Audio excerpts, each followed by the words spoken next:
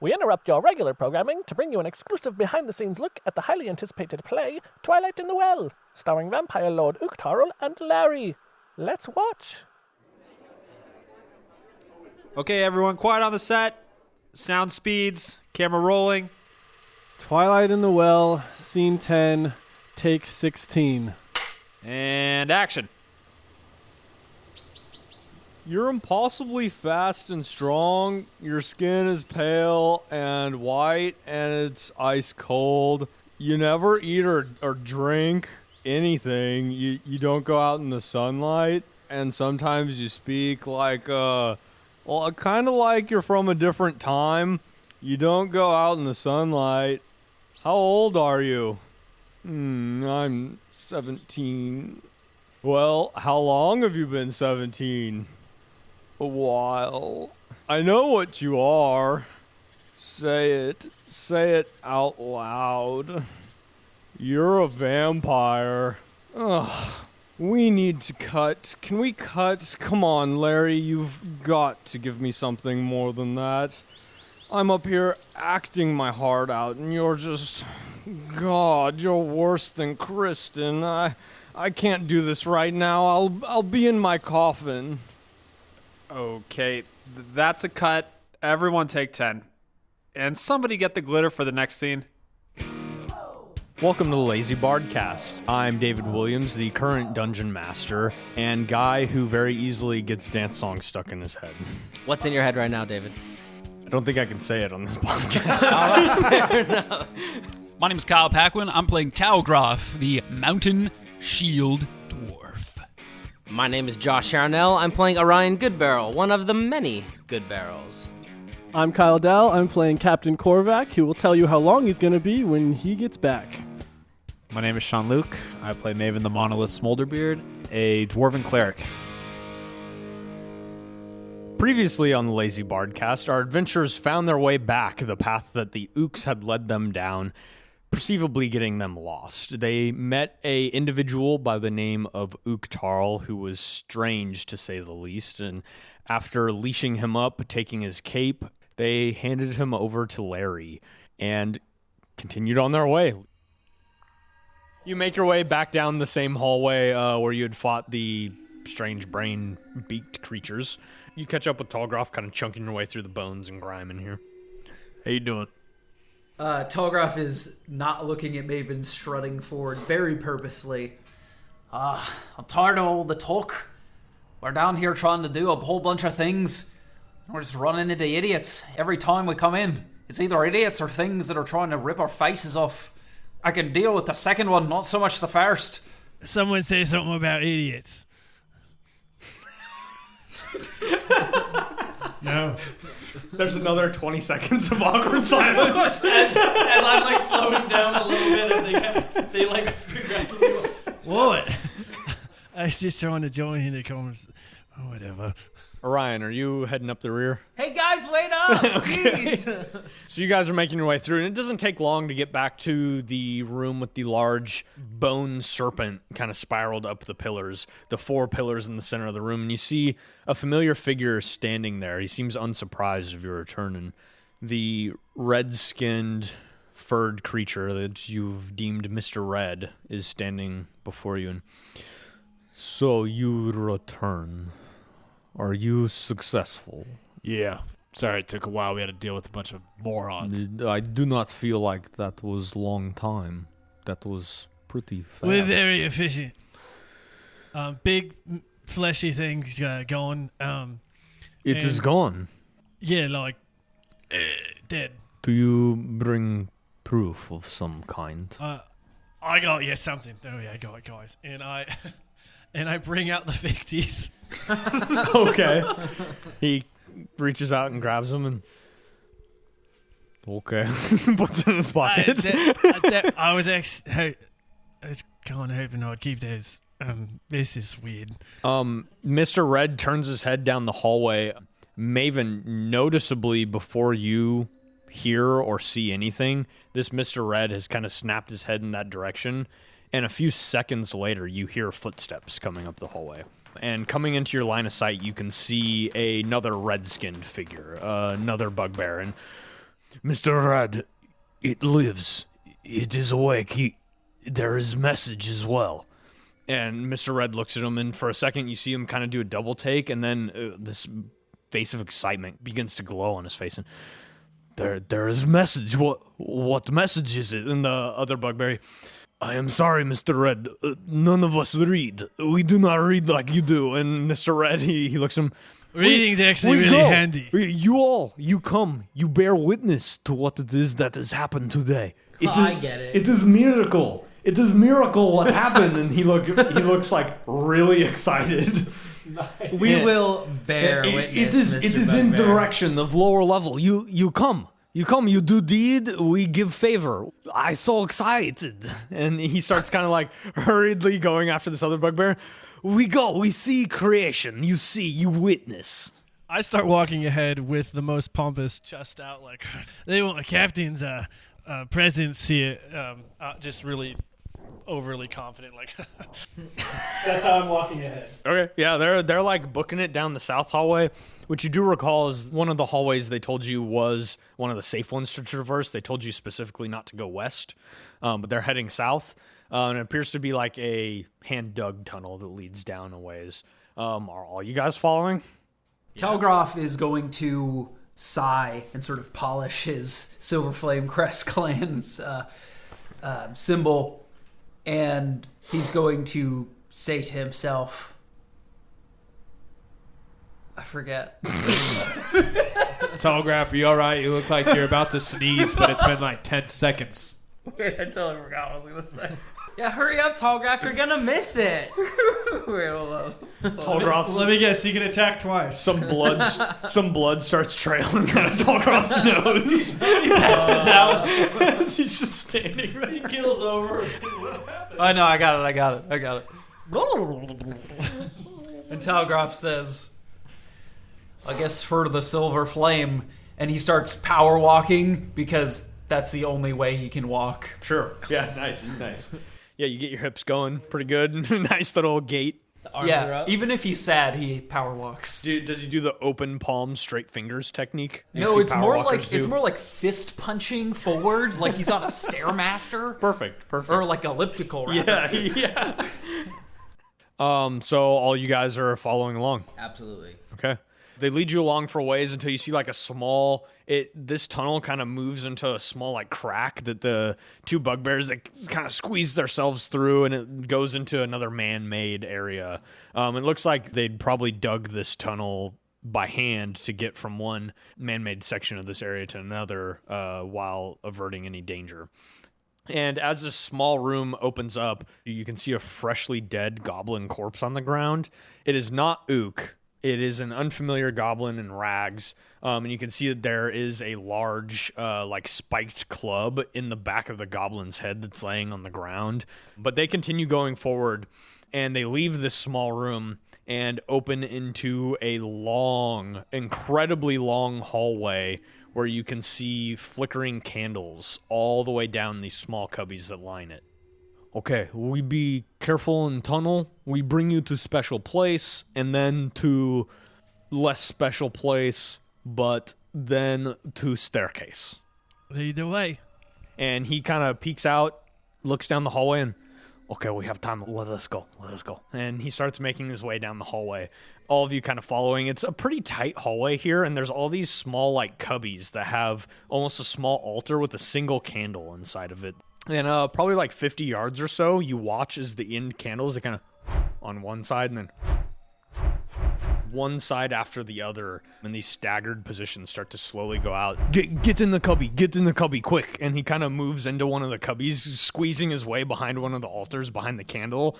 And he kind of lifts his gut up to get it over the altar and is like really pressed in there. But quick, get in cubby. We all fit in the same one. We're that small. Okay. So you all try and jam into one. If he can fit in one, I bet the rest of us can fit in another. I definitely go in my own cubby. Okay. Yeah, I'm going in my cubby. I look for Maven's cubby too. Okay, so Maven, you run into one cubby. How many cubbies are there? There's a good 30 down this hallway. But they're spaced out Okay, I'll get my own. They're spaced out about 10. Trying to get in, you're like, They're spaced out about 10 feet or so from each other, and you can see that these lights, they're snuffing out much faster than you can run. I want to get in the one across from Mr. Red, so I can see Mr. Red if that's a possibility. Sure, yeah, they're staggered about 10 feet apart from each other on either whichever one side, is but you closest to can him kind of on the see opposite side. diagonally across. I'm gonna before Orion leaves, since the candles are moving out that fast. All this crowd's like, just wait here, don't get me killed. Yay. Okay. I guess Telegraph will go with Korvac. Okay. So Orion and Talgroff, if you guys want to make dex saves as you're just trying to push yourself into this small cubby with the other person. These are only they're only 5 feet by 5 feet, and there's a 3.5 foot altar in the center of this. Especially Talgroff, the altar's right at your head height, and there's no way to get underneath it. So you're trying to squeeze into this little 2 foot gap your entire body. Yeah, I mean, 2 foot, that's what, half of us? A 15. We're all 5 feet No, Okay. max. Okay. Shouldn't be too difficult. 7. I'm Okay. the smallest one here. So as whatever it is that's getting closer and closer is snuffing out these lights, you watch as this strange, almost plasma-like essence comes into your view directly in front of you. Talgroff and Orion, as it comes directly into your space, it brushes across you, and you can feel millions of tiny little fibers pushing across your skin. And while it does no damage, as it passes you, it looks as if something has almost given you a skin acid bath in the spots that it did touch. The equipment it touches is kind of burned in places, but none of it's ruined. Orion, where you were kind of pressed up against Maven, the left half of your body is half your face is all red and seared, and as it goes by, you're ah! Oh, no. And as it goes by, you watch as the floor in your nearby vicinity and everything becomes impeccably perfect. No blemishes, no specks of dust, no pieces of rubble, nothing, as this gelatinous cube makes its way through the tunnel, cleaning. Oh, it's a street cleaner. As it goes through, as essentially a street cleaner cleaning up the tunnels. I did not picture that at all. But now it's dark in here, and after a few minutes, the candles start to... Okay, let us go. You two, it look like you get close shave. I think I have a rash. It is okay. It go away soon. No big deal. You just do not want to get in main path of we should go. Is that coming back this way? Well, it's probably going to take a nap for a while. Probably some That other thing naps. Well, probably some other horrible thing will come. We should just go now. It is dungeon after all. It's filled with horrible things. Quit talking. Let's go. Yeah, let us go. Yeah, as he says something more dangerous, my speed picks up. I'm like, what? You know what? I'm not going to question it. You switch from the open-handed technique to the closed punching technique. Follow me, my friend. I bring you to where we go. We take short pit stop. It'd really help you out in future, I promise, okay? After about a minute or so, you can hear a large cacophony of cackles and goblin screams, and you can hear the sound of a goblin being thrown around a room. And before a big splat and the screams stop, and you hear a bunch of other goblins just excited. We are going to go this way, and then we come back. We go here very, very soon, okay? But he takes you down a small hallway where it gets quieter for a moment, and you come around a corner, and you can see in front of you what looks like a large mirror. The mirror's about 10 feet tall and 5 feet wide, and there's nothing else. This hallway just dead ends at this mirror. And you can see that it has stones. It has a stone framework around the edges. And looking at it, it appears pretty innate, pretty basic. And just go up, trace your hand around edge. When you go lower into level, you can come out through mirror and not have to walk all the way back up. It's just simple shortcut. So we're walking through this mirror. Well, you cannot right now. When you go down later, you can come back and use it. You have to find the other entryway. I only know of this one. There is a man named Hallister. He built home, built entire place. He built these weird kind of transport places with lots of magic. I was definitely walking up to the mirror with intent of walking through it until he said I can't walk through it, and I quickly stopped and turned around, trying to play it catch off. yourself with your hand. Nice mirror. You know, it's a fine mirror. As you hit the mirror, you feel like a solid surface, but you watch as almost like ripples kind of extend out from your Ooh, like hand the and Matrix. along the mirror, and you can see kind of like runes along the edges of the stones light up in some where these ripples kind of connect with the stones. Oh, it's a fancy trick. Who's Alistair? Who is Hallister? Hallister. He has not shown himself to you yet? I don't think so. Well, he probably will soon. He shows himself to most to come through here. What does he look like? I do not know what he truly look like. He take many form. What have you seen him look like? The unmistakable thing about Hallister is his obsession with eyes. I have seen eyes just floating by themselves through tunnel. I do not know what they do. Have you ever heard him speak before? No, I don't believe so. He tend to look... He leave message. He leave message for us. I completely forgot. I so absorbed with mirror.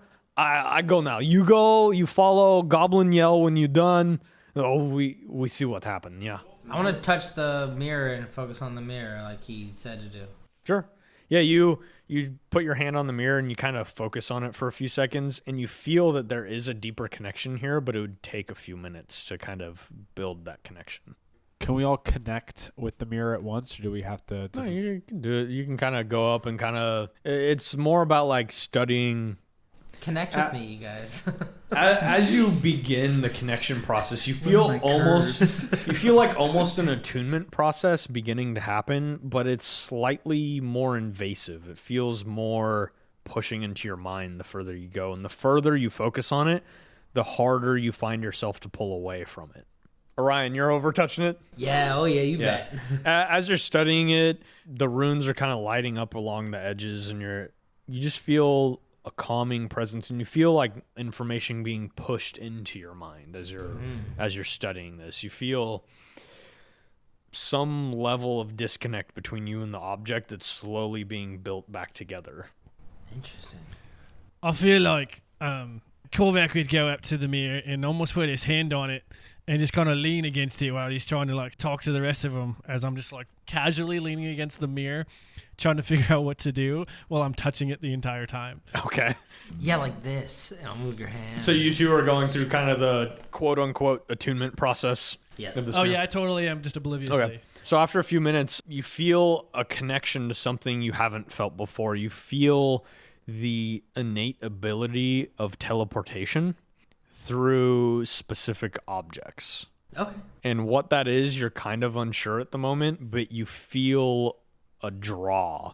And that draw, it feels almost just straight down below you, like something is pulling you further down. So I just touched this thing like Mr. Ed said, and I don't know, I feel like there's some kind of pool or magic or... I don't know, are you guys going to touch it? Maybe we can use it later. I'm not really sure if I think I'm going to touch it or not, to be honest with you. My hand's like over top your hand. Yes. We're totally... Yes. Our hands are definitely overlapped, but I'm not paying attention. I'm not really sure if I feel like I should touch it. What about you guys? Man, you got really nice hands. Thanks. Oh, wait. I'll kind of give a shrug to Talgroff, and then I'll go and put Maven will put his hands on it as well. Yeah, you take the attunement process as well. You guys want to go watch some goblins get murdered? Yeah, I do want to go see some goblins get murdered, actually. So you guys make your way down the hallway in the direction of the screaming goblins? Yeah. Okay. So you guys get towards the entryway again, and at this point, you no longer hear the sound of a goblin being ripped to pieces, but you still hear a loud murmuring of a crowd. And as you walk in, you can see that there is a large room here, a very large room, about 100 feet by 100 feet, with a number of chairs along the side. And in the center is a stone-carved pit about 20 feet by 20 feet around, with ladders leading down into it. Across the stadium from you, you can see burned into the walls words, and it just says, "A gift from me to you." You can see standing underneath that sign kind of with his hands raised towards it, and almost in like a prayer stance is this bugbear. And he turns around and, men, you have come from all corners of the world. And he's addressing the crowd standing here, which is probably a good 60 or so goblins with a few mixed in bugbears. We have been gifted something no one has seen before, an unstoppable force before us. And he motions down to the pit. Maven and Korvac, you recognize the figure in this pit kind of shambling around. You can see that there are pieces of goblin kind of strewn across the pit. And then you see this character who has like a few barnacles kind of growing off the side of his face, starfish latched onto his shoulder piece, very decrepit, and he's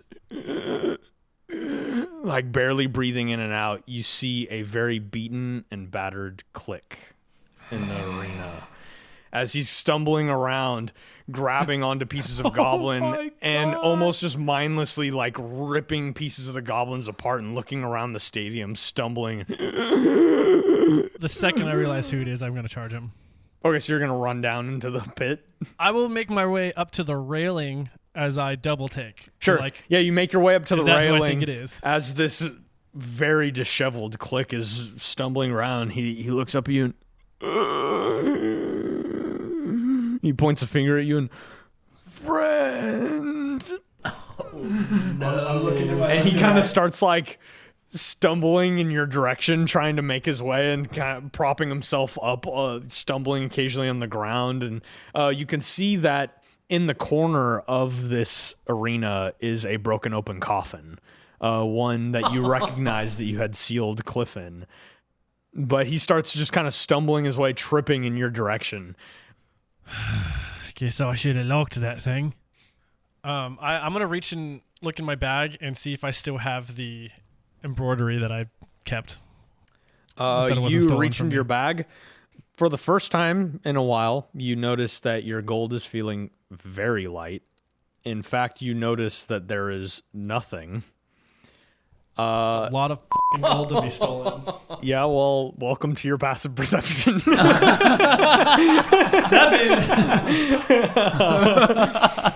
Didn't take anything You from us. also Just delete notice that. God, 'cause I have a a lot. vast majority of your items are missing. As you wish to access them, you can roll a d20, and if you roll an 11 or above, you have it. I want to... Well, I want to... What a cool mechanic. Specifically, the embroidery. Yeah, I'm you actually can- going to almost not I'm even gonna think sit about here the and fact roll that... for every item I have. The fact that everything's gone, I feel like my first thought is the embroidery, and Okay. I'm not even going to think of the fact that it's feeling lighter than it should. Sure. And that is just a straight roll. Yeah. It's not there. Okay. Yeah, your embroidery is missing. At this point, Tallgroff's gonna look over into the pit and be like, "What in the silver flame is that? Have you ever seen something like that before?" It's a dead man. Yeah, both of those are yes to both of those. Mr. Red kind of stretches his hands out, and this man, this creature that has been blessed upon us, and he will lead us to victory against the Undertakers. Bring us the victory we deserve, the level of this dungeon that we deserve, that the Xanathar deserve. It is a gift that this Hallister has finally seen my magnificence and bestowed upon me a true warrior. Oh, as he says true warrior, I'm going to beeline down the stairs and just beeline to Click. As you make your way down the ladder, Mr. Red, he yells out, "It seems we have first challenger to our opponent. Let's you fight to the death." And he motions down at Click. "Kill him!" And you watch his Click. His expression turns from that of like you're like a friend. He looks up and you can see he's like fighting himself, and he pulls out one of his daggers, one that you recognize, and starts making his way in your direction. We're gonna roll initiative. Click, dead. I got a nat 20. Nat 20. So as you make your way into this arena, almost like just single-mindedly rage focused on what it is that's going on. Sure, go. Can I walk up to him? Yeah. Like, can I get right up? Is Yeah, absolutely. okay. I want to do that, and then I'm going to first bonus action pop my illusions. Yeah, as you get closer, you can see that Click's body, his muscles, a lot of them are like disconnected from his form. And you can definitely see this sort of disconnect that he has in his brain where he's obviously trying to fight whatever it is that's going on unsuccessfully. Click, this was supposed to be a one-time thing. And then I'm going to attack him with my sword. Okay. Yeah, roll it. That's an 18 Hits. for a total, wow, bad roll. 15 points of slashing. As you cut into him, you watch as the glare in his eyes turns now fully vengeful as this revenant of Click comes to life. And he's going to use his vengeful glare on you. I need you to make a wisdom save. It's a wisdom save. Oh, no! Not bad. 15, so 12. Okay, so you fail. So you are paralyzed until he next hurts you. And when the paralysis bad for ends, rogues. you're frightened for 1 minute. Awesome. That's what I like to hear. So that's his go. Your go. You're paralyzed. So now it's Click the Revenant's turn. He's going to come at you. This is gonna hurt so bad. Maybe, if he can hit me. 17 to hit. Miss? Miss. Okay. So that's his first attack. His second attack is... That's worse. That's worse. As he's trying to find his footing, he swings up and then misses horribly and comes back down on the other side. And you can see that this Revenant is still trying to find its feet. But at the end of its turn, you watch as some of his flesh begins to stitch back together where your greatsword connected almost to before your greatsword ever connected with him. So your go. What's the crowd doing? Are they going? They're going crazy? nuts. The goblins are like screaming. You can see a few of them are like passing not copper pieces. It's like small chicken bones that they're betting and little pieces of like whatever stones they think are cool. And you don't see a single piece of money being passed around in here as a bet. So, okay. Can I interfere?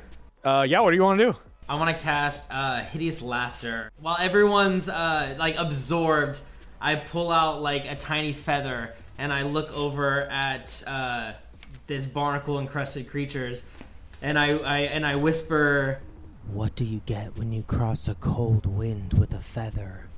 A bird. Hey, he's casting a spell. He's helping him. And they all start like swarming around you. Your spell goes off, so what happens? he needs to make a Wisdom save 15. Okay. 17. So he succeeds. Nothing happens. Okay. And all these goblins start swarming around you, Orion. And they're going to... There's at least like 20 or so goblins swarming around you. Get him in the ring! Throw him in! Yeah! Get him in there! Oh no, And they're all yelling and picking you up. And Mr. Red on the other side, Put me down. his voice booms out and... Anyone who interfere is new challenger. Throw him in the ring. No, put me down! No! Goblins are all picking you up, and they're gonna throw you over the edge. As they're Unless close, someone's doing something. can I walk behind him and just push all of them in there with him? Okay. Yeah, totally. You don't have to roll. You actually roll a d6. See how many go. Two. So Orion, you get thrown into a pit, and you drop about 20 feet. So you do take 1 point of damage as you hit the ground in the pit. And two goblins, one lands right next to you, and one lands kind of on top of you. It's almost like that cartoony, like on top, and it kind of hurts, but not that bad. Get off! The goblin that hit the ground next to you lands like on the side of his head, and you hear a loud like as he's now just like laying, kind of his arms twitching behind him, and all the other goblins in the stadium are like, kill him, and just like way into it. Oh, hi, Korvac. So you're now shuffled in. Revenants go. Revenant click. He's going to take his blade and try and swing at you again. Come on. Oh, there it is. 21. Okay. Okay. You take 26 points of piercing damage from his first attack. Ow. That breaks your paralysis, so you're now frightened. And then his second attack is only a 9. As his first attack plunges through your shirt, you feel it like pierce into your chest. This almost like vengeful look in his eye. You can feel it in the strike that he left in you. And then you watch as the rest of his form stitches back together and he appears to be in perfect condition. Can I do something? Mm-hmm. I'll look at Tallgroff and I'll just be like, you ready to go in there? I'm not really sure what that thing is. I don't think I want to tangle with it. Well, we have half our party in there right now, so... Seems like they're handling themselves. It doesn't seem that way to me at all. You know, I'm just probably going to wait a little longer there. All right. And is the other goblin that landed on you on you? I mean, they kind of like tumbled together, you know, but they're like separate.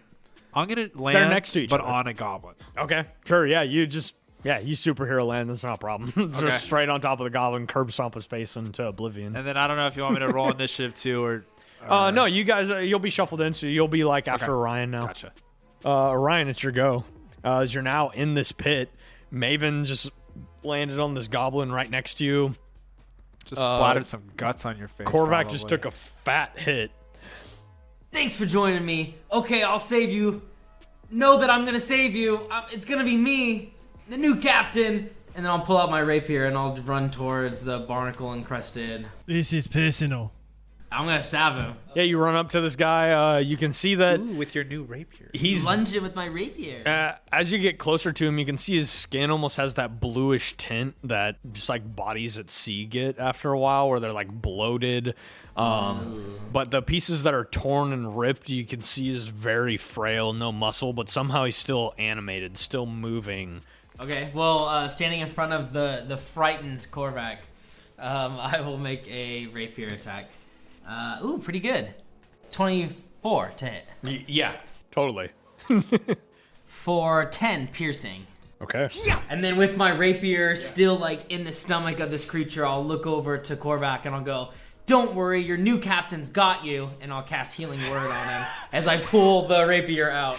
You jab into this creature's flesh. As you pierce through... You don't need to take the healing, Kyle.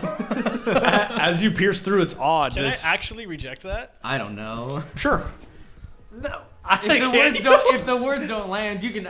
I said that in a way to let you accept if you can choose to fail a save, then sure. That's so funny. You can reject healing. Why not? After he said that, I'm 1,000% rejecting that. Sure. But as you pierce this creature, I'm gonna laugh so hard if you die now. I probably will, but it's this is so strange personal because for me. this creature is not reacting in any way to your blade being inside of it. It doesn't even appear to acknowledge your presence. It's just staring at Korvac. I pull it out going, "I got him, Maven! I stabbed him! I got him!" Is that it for your turn? Yeah. Tallgroff, what are you doing? I'm just seeing how this plays out. Okay, sure. Yeah, I'll explain my reasoning later. All right. Yeah, that's fine. Okay, Korvac, it's your go. You're no longer paralyzed, but you are frightened. Mm-hmm. As you're now looking at Click, this previous friend that has somehow made his way back to existence, standing in front of you, this person who got you to where you are in your current job in a roundabout sort of way, is now back in front of you attacking you, and it's frightening. You missed out on 7 points of healing. I'm actually going to look him in the eye, and I'm going to say, "Click, click, boom." And as I say that, I'm going to cast Hex on him. Okay. What ability do you pick? Thank you for making that an in-game joke. I'm gonna pick. Actually, I'm gonna pick Wisdom. Okay. And then after that, I will make another swing at him. Okay. 16. Yeah, it's. Okay. I'm gonna re-roll that. So 18 slashing. 18 slashing, and then 3 hex. Okay, cool. Is that it for your turn? I'm going to, whatever will I have left, stand right in front of him. As you're standing in front of him, it's still unnerving seeing this figure very unexpectedly in front of you in Undermountain. Tallgroff, you notice as they're all fighting, the bugbears that were up higher in the audience start making their way, walking towards underneath where the sign is near Mr. Red. You can see Mr. Red's kind of motioning for all of them. And as he does so, he reaches out his hands again and addresses now the pit. And, "Well, my friend, it seems there is something deeper here. My goblins, deal with the problem. There are now 3 of them in the pit. Clear them out. And he turns around, and you see him open up a stone door in the back of the wall. Open it up, and the bugbears shuffle in one at a time before they close the door. And you're now in a room with about 60 goblins that all... They pull out their swords and begin shuffling down into the pit. Some of them jumping, some of them being pushed in, making their way down the ladder. All now a large goblin swarm going down to the pit. So Click is going to make 2 more strikes against you, Korvac. Yeah, he's gonna try. 19. That is my AC. 14 points of piercing damage. His second attack. Ow. That's only 16 to hit. That won't hit. Click is just continuing to swing down now. Now the goblins start to swarm in. You see dozens of goblins now just dumping down into this pit in a frenzied swarm. So like 6 of the goblins hit the ground and just eat it. As flat. Yeah, as they're just jumping over the edge at this point and getting trampled by each other and just mauled. But quite a few goblins are they're just going to funnel in, take up every available space, and those that can't fit in melee range are going to start taking crossbow, or short bow shots at all of you. Sure. So Korvac, we'll say you get 10 attacks.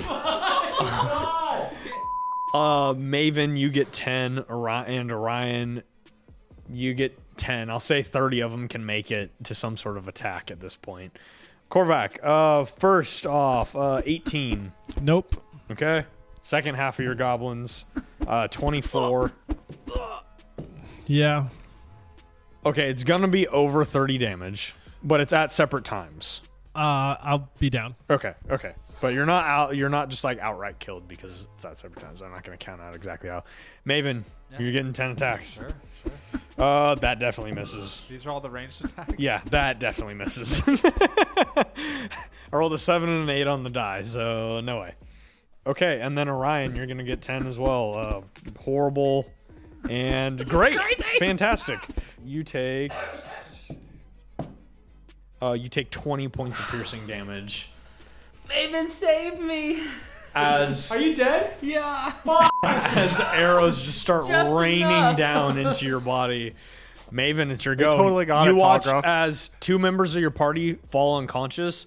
Okay, I'm going to take out my shield and just hold the javelin with it, and I'm going to close my eyes and like flex really hard, and I'm going to cast Spirit Guardians. And you guys are going to see several different types of really muscular dwarves come out and some maybe half-orcs.